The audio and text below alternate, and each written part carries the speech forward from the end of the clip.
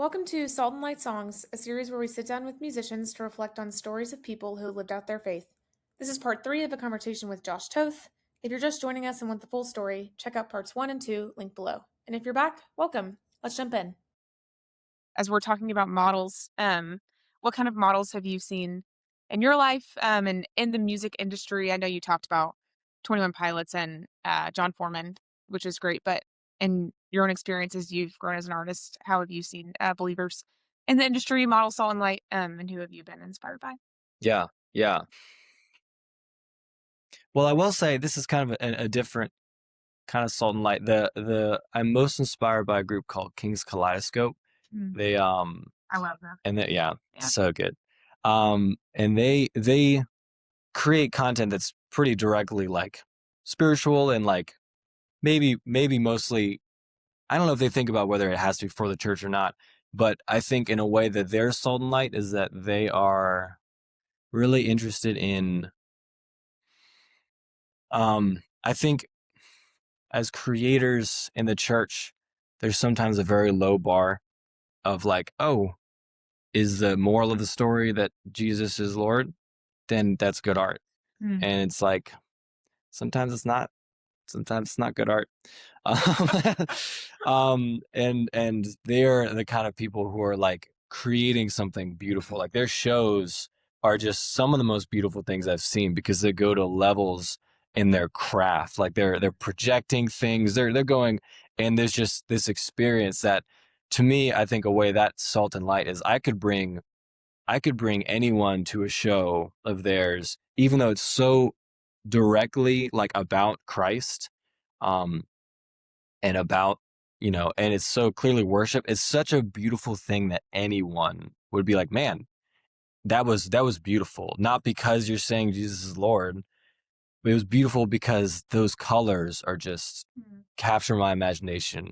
The way that you put these slide projectors on and are like illustrating while a song is being played, it's just this immersive experience. And I think that's a way the church can be salt and light, is for even in its services, doing something that's not just beautiful to the people who all, you know, are bought into the things we're saying. Like it's not just beautiful. Like I heard a friend talk about this, like like parents think a school play is beautiful, mhm. how it's like, oh, that was cute, and we love them, but like this is compelling, and anyone who walked in just randomly would be like, wow, what a this captures my Mm. imagination. And I think that's a way the church can be salt and light.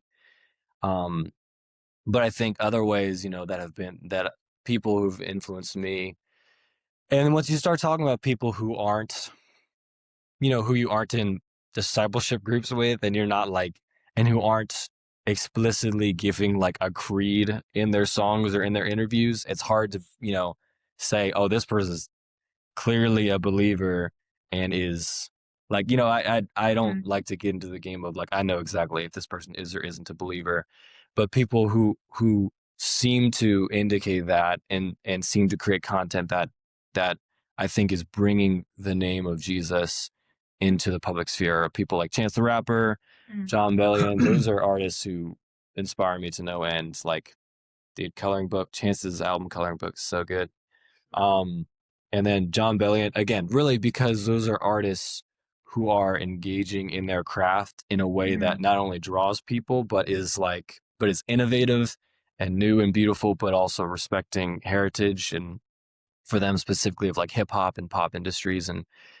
Um, and they're, just saying things that people are singing or rapping along in their cars, or um, you know, in live huge concerts that are just truth about God, Mm. and that's like that's significant. That's worth Yeah. noting. So And Libby, as we look forward now to the other artists that we'll be interviewing. So this is once a month. We'll bring highlight an artist. This month has been Josh's month, and we will have one of our guests is Chester Thompson, uh, who, for those in the jazz world, knows is a legend, beast.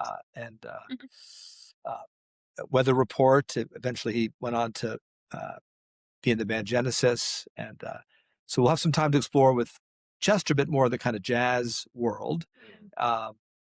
But as you were beginning to think about this project, and Josh has agreed to be our, in a sense, our continuity between the different artists to make sure that what we present to you all has consistency of quality. True, Good, and Beautiful means it's beautiful and it's excellent. So we hope our interviews and our songs that we present are excellent and beautiful for you all. We've asked each of the artists to reflect on this kind of conversation, or a story, and then consider singing something for us or producing something or whatever that can be an example of a song that's been inspired by the discussion or the story. So Josh, you decided not to cover somebody else, but to produce something of your own. So at the end of this interview, we're going to present this to you all. Josh has does something that's above and beyond. He's produced something, written something, produced it, and he's putting it into a video format. But tell us, how did you go from a reflection of Salt and Light to the actual production of a piece of music and art? What was the progression between a kind of an assignment, if you would, and then a product that is deeply theological? So what was the first, what was the first step that you went through to say, okay, Salt and Light, I'm going to produce something? Yeah. Versus, Yeah.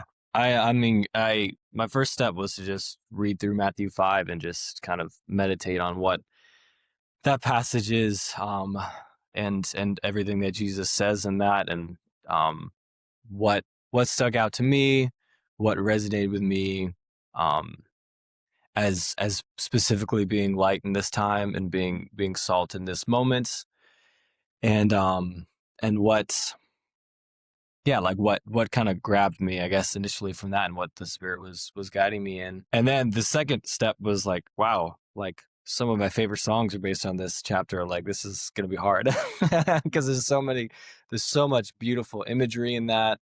I mean, even just the picture of Jesus giving these stories and these sermons and these illustrations is in and of itself, like, is the salt and light we're talking about. He was, he was speaking to just this crowd of people, which I'm sure represented so many different opinions and values and agreements and disagreements, and he was saying these truths, and he was saying them directly, but he also was saying them in poetry and with imagery. And so I just, it was really a fun project to work on. And yeah, so that was kind of where I started.